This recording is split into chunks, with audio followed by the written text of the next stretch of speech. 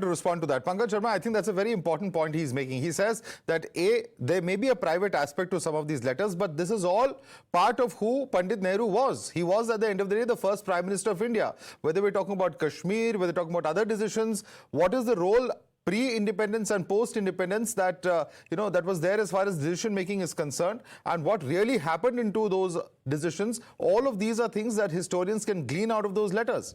So why not give it to them for historical research? To have an idea of pre-independence and post-independence days, see, Nehru wrote his daughter Indira Gandhi, 30 letters are there in a book. This historian, Sahib, has he read any of those letters? 400 letters Nehru wrote to his chief ministers between 1947 to 1963. He used to write them twice every month, on 1st and on 15th. Has he read any of those 400 letters? Before Freedom is a collection of Nehru's letters which he wrote to his sister between 1909 to 1947. Have you read any of those letters? First tell me this.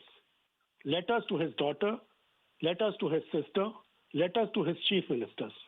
To understand the politics of those days, the history of those days, have you ever tried to go through these letters? Tell me. Question is for Hindol Sengupta. Hindol, I'm going to allow you to respond to him. One of them. I don't know the gentleman who's speaking, but perhaps he's not acquainted with historians and how they work and who's read what. So it's a bit puerile, these questions. Of course, most people who work in these subjects have indeed read Nehru's letters to his chief ministers. And indeed, from our childhood, from our school days, we have been, taught and we have been provided his letters to his daughter, to Indira Gandhi, and so on and so forth. All of this has been in public domain for a long time. And of course, many people have read it. That's not the point at all. The point is about certain parts and certain decisions of a certain period of time which already have been, under controversy for a very long time. And I specifically mentioned Pandit Nehru's interactions with the Mountbatten family, which have been under controversy and under legal controversy, including in England. I think we are all concerned about that part to a degree. At least I am concerned about that. I was looking forward to the Mountbatten archives releasing those papers, but clearly that hasn't happened. There's been a legal case and, it got stuck. These are all valid questions because, look, all of these issues, whether it's taking Kashmir to the UN, whether it's other decisions of that time, whether it's relationship with certain, controversies in India, all of this are fundamental. Khaliqur Rahman, Kashmir, the proximity to Mountbattens, who played a very important role as far as India getting its independence is concerned, are these not important facts that should be studied?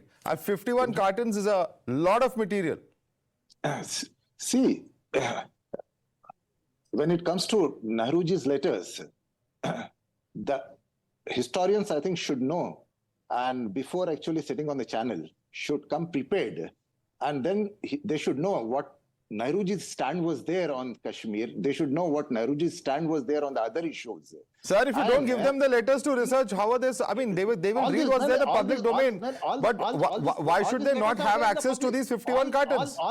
All these letters are there in the public domain. No, but they are saying these 51 cartons contain certain elements which may or may not be there. That's the reason I'm telling that my, the esteemed co-panelist, the historian here, should actually know that these letters are already there in the public domain. Okay. And now he's questioning, so I think... If they're already there in the public domain, then give the copies back. Then what is there to hide? Let them go and access. It is there in the public domain. Sir, why the original copy is not there in the Nehru in the Prime Minister's Memorial Library? See. If they're already there, then what is the reason of taking them back? Madhav, because see, the panel sitting here, in fact, very well understands the motive behind this. And we know that this is nothing but to just create an issue out of no issue at all. Okay, Tuhin Sinha, you just want to create an issue out of none, and in fact there are those who say that this is going to be nothing but a bid to defame Nehru. Issue over here involves the intent of the contemporary Gandhis. If Indira Gandhi did not have a problem with those letters being placed over there, why did the present Gandhis feel that there was a problem? Were they consciously repeating Nehruvian blunders on Kashmir? We know for a fact that they wanted to give away Siachen to Pakistan.